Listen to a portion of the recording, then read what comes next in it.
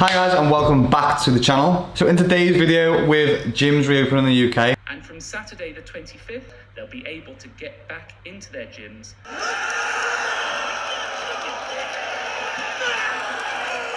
want to talk to you a little bit about how much muscle we've lost, how much muscle you can expect to have lost over the past 3, 4, 5 months. So, how much muscle can we actually expect to have lost during the last few months of lockdown? This is going to be massively dependent on whether you just laid in bed all day or you've been an absolute warrior and smashed the workout every single day for the past 3, 4, 5 months. The other thing that I want you to think about is that a lot of muscle that may have been gained, or when you look in the mirror and feel a little bit limp, a lot of this is going to be down to a loss of glycogen and water stores that will slowly come back as you start getting those gains, bro. The other thing that's going to have a massive impact? Your diet. So it depends on what you've been doing with your diet over the past couple of months. If anything, it's probably better that you over snack or over eat a little bit, because if you've been in a deficit this amount of time with doing very little training, it's going to have an impact on protein synthesis, which is pretty much what helps us stay massive. So if you've been one of those people who just laid around in bed all day during lockdown, you're going to have lost a considerable amount of muscle tissue. However, if you were someone that has got up, done a daily task, got up, cleaned the dishes, had a coffee, and done no training for the past 2 weeks, you've done a bit of walking around, then you can expect to have lost pretty much no to very little gains. However, if we get to the 2 to 3 week marker, this is generally when we've been doing nothing. That's doing nothing at all, by the way. We can expect to start losing some of our gains, or reversibility will kick in and we'll start to atrophy. Now, 2 to 3 months. If 2 to 3 months of doing absolutely no training whatsoever, this is where we can start to see significant amounts of muscle lost. Anywhere from up to 40 to 50%. Now, if you ask me, this is pretty fucking suicidal, but each to their own. Because if we look at the stats, we would only have to have done 1/9 the amount of training volume necessary in comparison to what we were doing prior to lockdown to even maintain muscle mass. Now, in layman terms, if we look at this means if you're doing maybe even 18 sets per week on chest prior to lockdown, you don't really need to do 2 exercises per week to maintain muscle tissue. And if you can't even manage this, then I guess you just really need to reevaluate your fucking life.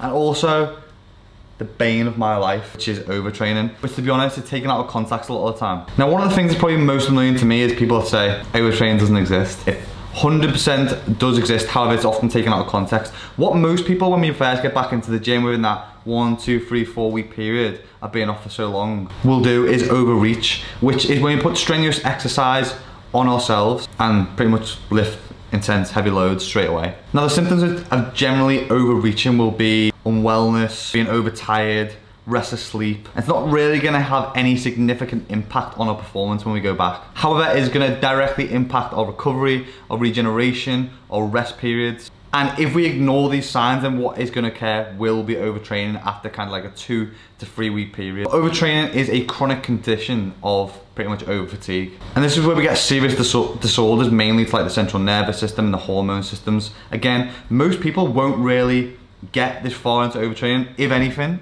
most people could probably do with training a little harder. But at the moment, when we are more sensitive to training, stimulus, being hyper responsive, and having this really newbie gains / muscle memory period, I think the risk of overtraining or overreaching is at a much higher risk when we're going back to the gym. So when we go back to the gym to avoid this period of overreaching, I'm going to use an analogy because analogy is quite cool. Too much of any good thing is bad. So for example, if we go and sit on holiday, which I know no one's doing a lot at the moment, and we go and kick it in the sun, we want to top our tan, get a bit of a bronze on, get a little bit of vitamin D, then too much sun is going to be bad for us, because we go through this phase where we're sitting in the sun, getting a good tan, and then we go past a certain point, we start to burn. And this is where it's going to be really important to understand recovery versus volume. Now, when we're talking about volume generally means how much of one thing you were doing. And what we want to get the balance between is doing an efficient amount of volume to be able to recover. Because when we are overtraining or overreaching,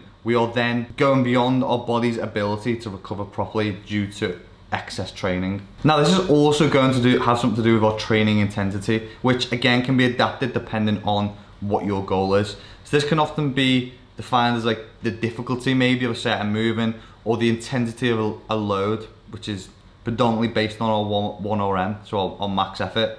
Now, This can why it is sometimes hard or subjective to really measure the intensity of a session. One good way to do this, like I've spoken about before, is RP, which is rate of perceived exertion. So I'd say in the first 1 to 2 weeks back, you want to just be sticking to an RPE of a kind of like a 6 to 7, not really going too much to failure, leaving a little bit left in the tank so that you're able to recover, rest and get back in the gym. When we go back to the gym, I'd say kind of look at it like when you're making money, or when we wish we were making more money. Hey fellas, look what I found in my pocket. Look, a year's salary right here.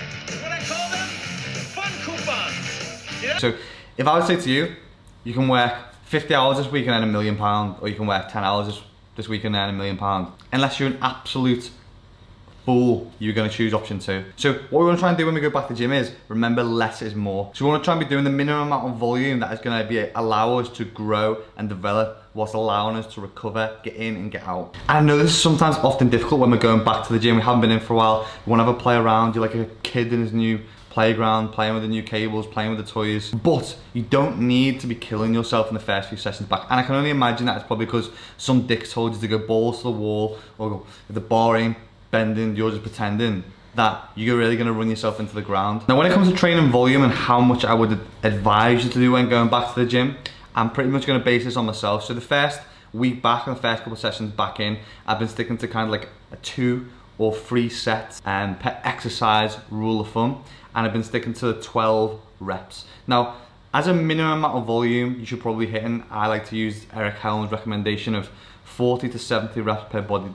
part, done twice or 3 times per week for more advanced lifters. This gives us a general basis or consensus amount of volume we should be doing when going back. We can't be going back to the exact same amount of volume we were doing before lockdown, simply because our bodies won't recover properly from doing this. We can't just dive back into the deep end and expect to be hitting the same amount of reps and load and intensity and volume that we were doing previously. Now my advice would be to run this into a transitional phase and see it as a month's period where you are going to be incurring a lot of gains. So for example, like when we first started the gym, you get those newbie gains when we're first starting, and you are hyper responsive and adaptative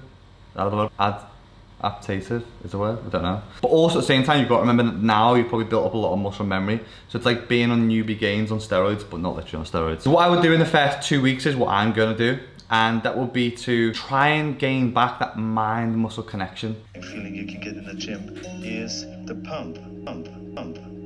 Make use of machines and cable work. Keep the RPE, like I said, at 6 or 7. And try to avoid exercises that are going to be dangerous or place extra unwanted demand on the body. We want to do movements that are going to work the muscles, basically without us being absolutely fucked. So what I would avoid in week 1 would be like a lot of heavy compound lifting, any exercises such as like lunges, RDLs that are going to put a lot of stress and be harder to recover from in those first 2 weeks. Now weeks 3 and 4, once we get past the first 2 weeks, we may start to look into using some more of those exercises such as the compound lifts, or even just raising the RPE on those compound lifts to say a 6 or 7, or isolation work to kind of like an 8 or a 9, to start building back to some normality with our training intensity. One of the benefits of doing this is that if you break it down into kind of phases, then it means we can take advantage of each stage and grow and scale into our new program. Again, the point of this program is to do less and get more. Because like I said at the start, you won't have actually lost that much muscle through this lockdown period. And if you do it right and stick to the right program, we'll be able to regain a lot of that lost tissue or water and glycogen fairly quickly, as long as we are sensible and clever with the way that we are training. Now the one thing that I wasn't really expecting was my muscular endurance to drop so low. So like even some of those sets in that session that you've probably seen on the video footage, I was really struggling when I was getting to like rep 10, 11 and 12. Even though I dropped the load in comparison to what I used to lift. So I had to drop it back even further when I was coming to some of the exercises towards the end of my session, just because basically I was absolutely fucked. And again, I think this is something that isn't probably talked about as much with muscular endurance, but it's certainly something to be aware of when we go back into the gym, and which will dictate the amount of volume that we really need to be doing during the sessions. Now the importance of sticking to a program probably couldn't be any more important during this phase of going back into the gym rather than just going in blind. And the reason for that is that I fear a lot of people will be basing workouts on how sore they are the next day to really give their ego a kick up the arse. And at the moment, I'd probably say the worst thing that we can do is look for soreness from the workout. For example, me from workouts at the moment, I'll be looking not to be sore to make sure that I can get in for more sessions during the week. So what is going to be the best or most optimal split for when you first go back into the gym? Now this is going to be different for everyone, however, My advice would be to go in maybe 4 times a week, do 2 lower sessions and 2 upper sessions. However, another way that you can work things is doing push-pull legs, just do 3 workouts for the first week, or you can always stick to 6 workouts, do push-pull legs, rest, push-pull legs. However, I would significantly lower the volume during these 6 sessions per week to a lot lower and spread the volume out over 6 sessions that you would have been doing over 3. This way, we're not going to be falling into the overreaching category, we're not going to be overly sore, I'm going to be able to recover properly for the sessions to make sure that we can get back in and pretty much make more gains. If you feel like I don't really know what I'm doing when I'm going back into the gym, I want to make progress, I want to try and get back to that point I was at before as quickly as possible and then move past that, then you're in luck. On the 3rd of August, depending on obviously when you're watching this video, I'm going to be opening my enrollment up to the next 8-week body transformation challenge, where I'm going to be putting the exact program that I spoke about today into an 8-week full comprehensive video guided program. This will be on my coaching school, which has 34,000